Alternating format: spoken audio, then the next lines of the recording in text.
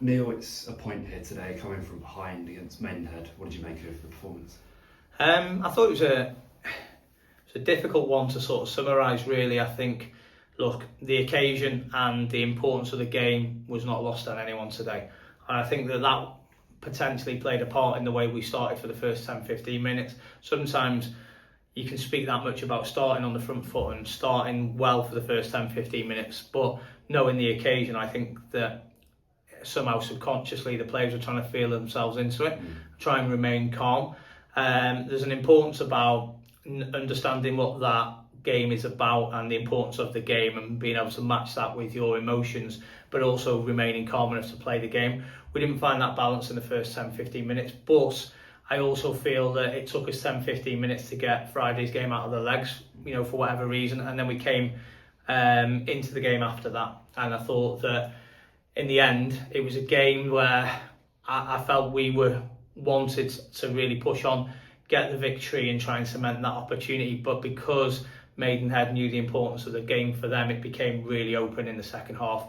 They were throwing bodies forward, and if we'd have had a little bit more quality on the turnover in the final third, we'd have probably been able to punish them and take our opportunities to win the game today. But in the last two games, I think probably our end product, our final ball, our final cross has been lacking a little bit.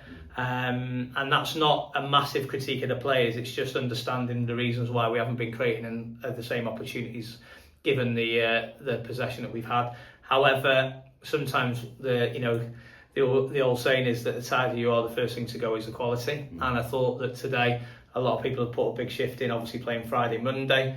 We understand where we're at in terms of obviously the personnel that we have available, and some people have probably got to the point where they've given absolutely everything for the cause and come up, probably ran out of gas a little bit in the last 15-20 minutes of the game. Given what happened on Friday, conceding early, how important was it today to, when we went down, stay in the game? Yeah, look, literally, really frustrating the fact that we concede in the first couple of minutes of the game again, when obviously everything you speak about is about getting yourself a foothold in the game, ensuring that we don't go behind early.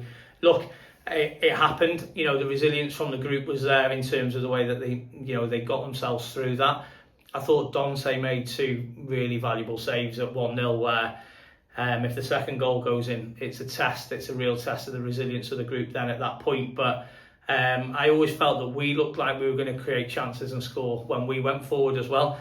And it was finding that balance of ensuring that we tightened up where we needed to be tighter at the back in terms of certain runs needing to be tracked, certain areas of the pitch where they were causing us problems, and then being able to get a foothold in the game to cause them problems when we had possession of the ball.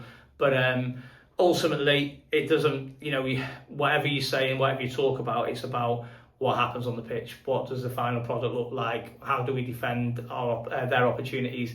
And ultimately today we'd be disappointed with probably where we're at in both boxes, but we can't fault the effort from the players, and we've got to rally ourselves again. There was a big crowd here today, and they got right behind us. They were waiting for something to get behind because of the frustrating start, but they really got behind us, and I thought that it'd be one of those where they took the ball in the second half, but we probably the game became a bit bitty and a bit basketballish, where it was they attack, we attack, and we didn't have the level of control we'd have wanted in the game. You opted for a player who is ever reliable, Enzio Boldwine up top. The decision behind that, through injury as well. Yeah, I mean, look, Enzio's played up there before previously for some of his other clubs. Obviously, he's been an absolute rock for us, really, in terms of the way that he's just gone and played. He's a real good pro, goes and plays wherever you ask him to play, gives absolutely everything he's got.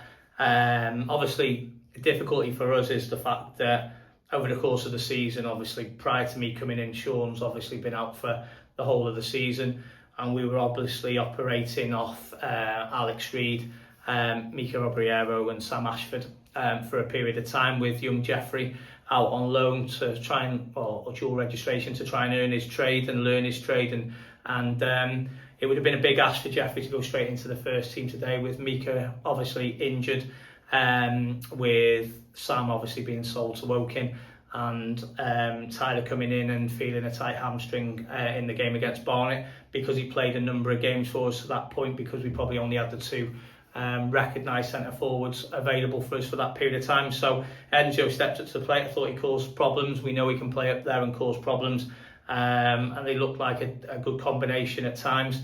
And we'll just have to see who we get back fit by Saturday for Southend, and whether it's something we continue with or look somewhere else. Of course, with this whole situation, it is still in our hands given the results today. 2 more to go. Southend Saturday coming up first. Yeah, absolutely. Look, we know that Southend have had a really good result today. They still have an opportunity where for them to make the playoffs is absolutely in their hands. If they win the last 2 games, they make the playoffs, because they've got us on Saturday and they've got Gateshead last game of the season, who they can still catch if they obviously win those 2 games. So we know the size of the task, but we know that we've beaten teams previously in very recent times where we've taken results against the odds.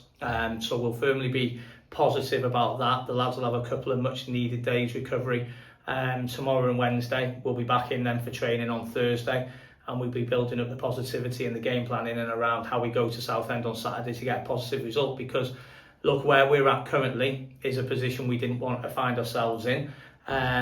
However, we're in a position that we're in control of our own destiny at the moment, and if we get the results that we need, then we can make ourselves safe. I think that's 25 points from 18 games since we've come in to the football club, and obviously 25 points in 26 games before we came in. So there's the players have really gone and kicked on and embraced it. We probably just need that win on Saturday to rubber stamp what has been a great effort from them in the last couple of months. And I firmly believe when we look in the players in the change rooms, we've got players there that are capable of going and doing that on Saturday.